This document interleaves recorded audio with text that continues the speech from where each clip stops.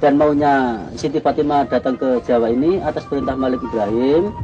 Dulunya nih Siti Fatimah mau dijodohkan sama Brawijaya gitu. Tapi ayah Siti Fatimah gak merestui, Pak. Jadi ayah Siti Fatimah gak merestui. Lalu ayah Siti Fatimah itu minta kepada Allah, kalau anak saya ini dikawin sama Brawijaya, matikan saja gitu.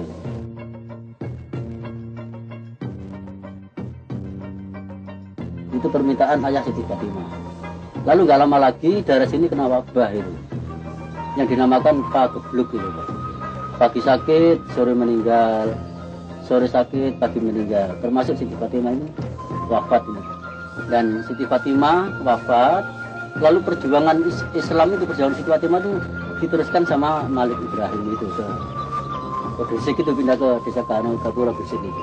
Bukti-bukti peninggalan sejarah kedatangan perempuan bernama Siti Fatimah binti Maimun dengan para pengikutnya tersebut tidak banyak, dan misterinya hanya bisa disibak dari beberapa buah peninggalan yang ditemukan pada sebuah kompleks pemakaman kuno yang masih kokoh berdiri di desa Leran. Luas situs makam kuno Leran kurang lebih 2000 meter persegi, di mana kompleks terbagi dalam 3 bagian, yakni kompleks makam bercungkup. Memasuki kompleks makam Siti Fatimah binti Maimun harus melewati pintu gerbang setinggi lebih kurang 1 meter. Tujuannya adalah agar orang yang mengunjungi makam tersebut harus memperlihatkan perilaku sopan dengan menundukkan kepala, mengingat orang yang dimakamkan di sana adalah seorang ningrat atau orang yang patut dihormati. Kompleks makam seluas lebih kurang 200 meter persegi dikelilingi oleh pagar tembok setinggi 1,5 meter dengan ketebalan tembok pagar 1,10 meter. Seluruh dinding bangunan makam, baik pagar, dinding cungkup maupun makam itu sendiri, terbuat dari bata putih tebal atau batu kumbung. Yang mengagumkan adalah batu-batu tersebut mulai dari dinding hingga atap hanya ditumpuk-tumpuk tetapi ditata dengan rapi tanpa menggunakan perekat. Walaupun demikian, nuansa seni tidak diabaikan. Terlihat dari adanya ornamen pelipit-pelipit yang menghiasi dinding luar cungkup. Tembok memiliki lubang-lubang kecil berukuran 20 x 15 cm yang lurus berseberangan di antara dinding-dindingnya sehingga sirkulasi udara berjalan dengan sempurna. Bangunan cungkup dengan panjang 8 meter dan lebarnya 6 meter. Tinggi cungkup hingga ke ujung atap yang menyempit adalah 9 meter dengan ciri khas bangunan Hindu Jawa. Terjadinya perpaduan Hindu dan Islam membuktikan bahwa ajaran Islam sebagai agama rahmatan lil alamin tidak merusak akulturasi budaya lama. Memasuki cungkup, para peziarah kembali harus menundukkan kepala, melewati pintu yang tingginya kurang dari 1 meter. Di dalam terlihat 5 buah makam, yakni makam Syahidah Siti Fatimah binti Maimun bin Hibatullah, makam Putri Kemboja, makam Putri Kuning, makam Nyai Keling, dan makam Nyai Seruni. Kekunoan makam Siti Fatimah di Leran diakui para ahli berdasarkan data sejarah dan temuan arkeologi, namun yang jauh lebih penting justru pada temuan prasasti di dalam cungkup. Prasasti ini bertuliskan tahun 495 Hijriah atau 1102 Masehi, tahun wafatnya Siti Fatimah. Ini membuktikan bahwa Islam sudah masuk ke tanah Jawa 300 tahun sebelum zaman Majapahit. Prasasti di dalam cungkup ini diawali dengan ukiran tulisan basmalah. Kemudian dilanjutkan dengan surah Ar-Rahman ayat 26-27 dan surah Al-Imran ayat 185. Di dalam batu prasasti tertulis ukiran dengan aksara Kufi yang terjemahannya adalah dengan nama Allah yang Maha Pengasih dan Penyayang. Setiap insan di dunia ini fana. Yang kekal hanyalah Tuhanmu, yang mempunyai keagungan dan kemuliaan. Inilah makam Syahidah Fatimah binti Maimun bin Hibatullah, wafat pada hari Jumat 7 Rajab tahun 495, berpulang ke rahmatullah. Amatlah besar Allah yang Maha Agung dan Rasul yang mulia. Para peziarah datang mendoakan para wali yang sangat besar perjuangannya dalam menyiarkan agama Islam dan memohon keselamatan bagi dirinya, keluarganya, dan bangsanya langsung kepada Sang Pencipta, bukan meminta kepada roh yang jasadnya terkubur dalam kesunyian menunggu sangkakala malaikat Israfil. Sebab hal ini merupakan sebuah bentuk kemusyrikan yang sangat dimurkai Allah. Allahu Akbar. Kurang lebih 200 meter ke arah timur dari kompleks makam bercungkup, para pengikut Siti Fatimah dimakamkan. Kompleks makam yang berada di sebelah barat berisi 3 buah jirat makam. Jirat makam tersebut mempunyai keunikan karena panjangnya mencapai 9 meter, sehingga kompleks makam tersebut dinamakan makam panjang. Banyak ahli berpendapat bahwa panjangnya makam bukan mencerminkan tinggi tubuh orangnya, namun sebagai ibarat bahwa perjuangan dalam menyebarkan agama Islam memerlukan waktu yang sangat panjang. Di dalamnya terdapat makam Syed Karim, Syed Ja'far, dan Syed Syarif, yang oleh juru kunci makam disebut sebagai para paman Siti Fatimah dari pihak bapak dan bertugas sebagai penasehat. Kurang lebih 20 meter di sebelah timur makam-makam ini terdapat satu kompleks makam. Seperti halnya di tempat yang lain, tempat itu dikelilingi oleh tembok setebal 1 meter lebih.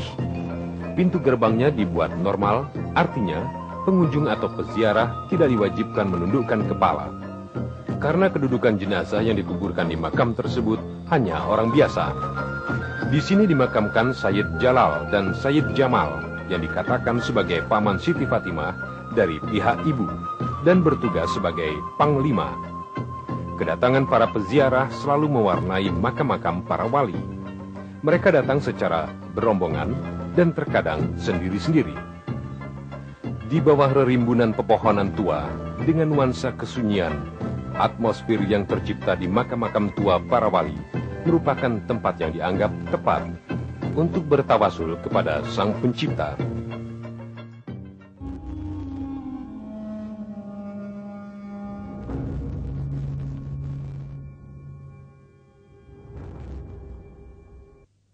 Cerita yang bersumber dari keberadaan prasasti Leran yang mencatat tanggal wafatnya Siti Fatimah binti Maimun bin Hibatullah pada tahun 495 Hijriah atau tahun 1102 Masehi menyimpulkan bahwa para pendatang ke desa Leran tersebut adalah rombongan yang terawal dalam sejarah penyebaran agama Islam di Jawa dan mungkin di Indonesia.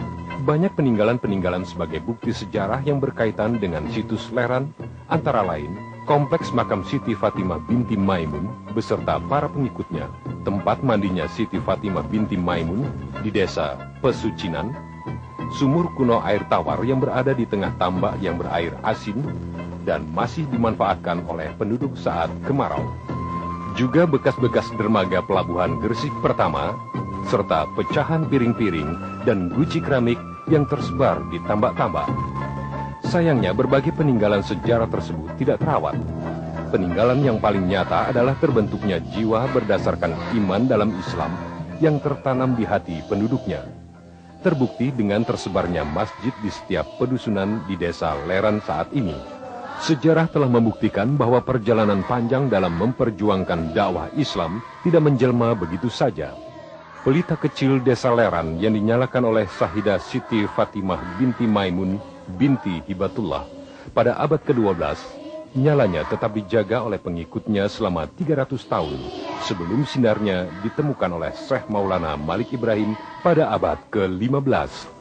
Di kawasan timur Pulau Jawa sejak zaman dahulu terdapat 3 pelabuhan penting yang menjadi pintu gerbang kerajaan-kerajaan Hindu dan Buddha yang silih berganti berkuasa di kawasan itu. Pelabuhan-pelabuhan itu adalah Bandar Tuban, Gresik, dan Ujung Galuh yang kini masuk kawasan kota Surabaya. Pemilihan letak strategis ketiga bandar tersebut karena faktor alam yang mendukung. Ketiga daerah tersebut bertetangga dengan ujung barat Pulau Madura, sehingga ombak yang datang dari laut lepas terhalang oleh keberadaan pulau garam tersebut. Dan di tempat ini dahulu merupakan sungai yang bermuara di Laut Jawa, merupakan jalannya kapal-kapal Majapahit yang menuju Laut Jawa. Selama berabad-abad yang silam, pelabuhan Gresik dikenal sebagai tempat persinggahan bagi kapal-kapal niaga para pedagang mancanegara. Demikian pula pada tahun 1385, Bahtera yang membawa rombongan pedagang dan ulama dari negeri Campa berlabuh di desa Sembalu, Leran. Di antaranya adalah Syekh Maulana Malik Ibrahim. Syekh Maulana Malik Ibrahim adalah keturunan dari cicit Rasulullah Muhammad SAW, yakni Zainal Abidin bin Hasan bin Ali. Karena pribadinya yang menarik, kepandaian serta tingginya ilmu agama yang dimilikinya membuat Raja Campa tidak segan-segan menikahkan putri keduanya yang bernama Siti Asmarat dengan Maulana Malik Ibrahim.